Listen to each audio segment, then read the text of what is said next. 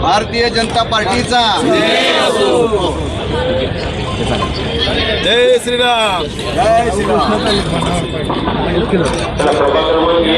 तुम्ही शिवसेना ठाकरे गटाचे जिल्हा प्रमुख होतात, उमेदवारही होतात, गेल्या अनेक वर्षापासून पक्षामध्ये एकनिष्ठ होतात. मात्र आता अचानकपणे तुम्ही भाजपमध्ये गेलाय. काय नक्की कारण आहेत भाजपमध्ये जाण्याची, काय सांगा? किंवा त्यांचे जे सहकारी असतील, गेली 25 वर्ष किंवा समोर गर्दी शिवसेना उद्धव बाळासाहेब ठाकरे यांच्यासोबत मी आहे. म्हणजे पक्ष फुटाच्या आधीपासून, त्याच्या आधी माझे वडील प्रकाशजी वानकर साहेब यांनी सुरुवात केली. त्याच्यानंतर आज आम्ही सगळे तिन्ही भाऊ शिवसेना वाढीसाठी आत्तापर्यंत आम्ही भरपूर पक्षाला योगदान दिले आहे. पक्षाबद्दल आमची कोणतीही तक्रार नाही, कोणतीही नाराजी नाही. ठाकरे परिवाराने मातोश्रीबद्दल आजही तितकाच आदर आहे, तितकंच त्यांच्यावर प्रेम आहे.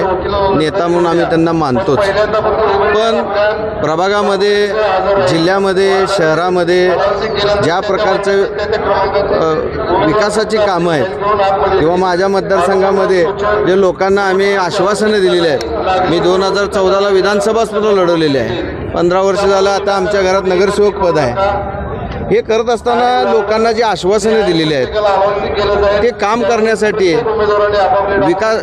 निधीची खूप मोठी गरज आहे. आणि सातत्यानं आम्ही विरोधी पक्ष म्हणून आत्तापर्यंत आमची भूमिका बजावलेली आहे. आपण विकासाची कामं आणि लोकांना दिलेली आश्वासनं हे करता येत नव्हती. आणि त्यामुळे आज मला भारतीय जनता पार्टीमध्ये जाण्याची गरज वाटली, म्हणून मी त्या पक्षामध्ये गेलेलो आहे.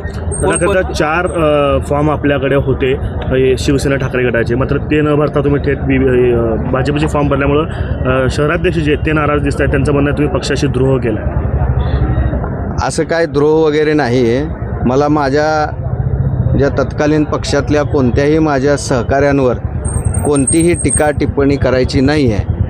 मला सगळ्याच पक्षाकडून ऑफर होती, सगळेच पक्ष माझ्याकडे येऊन गेलेले आहेत. याचा अर्थ मी प्रभागापुरता मर्यादित नाही आहे. मी एक जिल्ह्याचं नेतृत्व करणारा एका पक्षाचा जिल्हा प्रमुख म्हणून काम केलेलं आहे.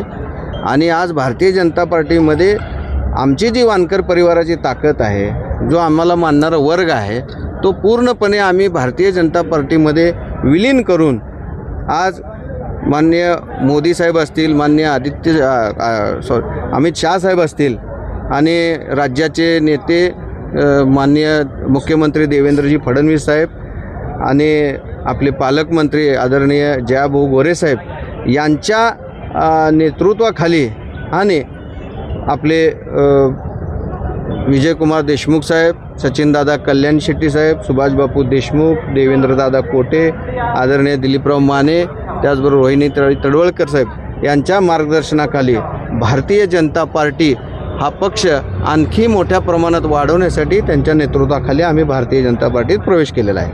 ओके दादा, आपल्या मागच्या वेळेस आपल्याबरोबर ज्यांनी उमेदवारी लढवली म्हणजे निवडून आले होते तेच आपल्या विरोधात आहे. लोकशाही आहे, कुणालाही उभारायचा अधिकार आहे. आता आम्ही रणांगणात उतरलेलो आहे. जनता जनार्दन मायमाऊली निर्णय घेणार आहे. येत्या 16 तारखेला भारतीय जनता पार्टीचे जास्तीत जास्त, आमचे तर 4 निवडून आणू, पण शहरामध्ये सुद्धा आम्ही सगळीकडे फिरून भारतीय जनता पार्टीचे जास्तीत जास्त नगरसेवक निवडून आणणारच आहोत. आणि त्याचबरोबर येणाऱ्या जिल्हा परिषद पंचायत समितीला मी संबंध ग्रामीण भागामध्ये सुद्धा मी फिरणार आहे.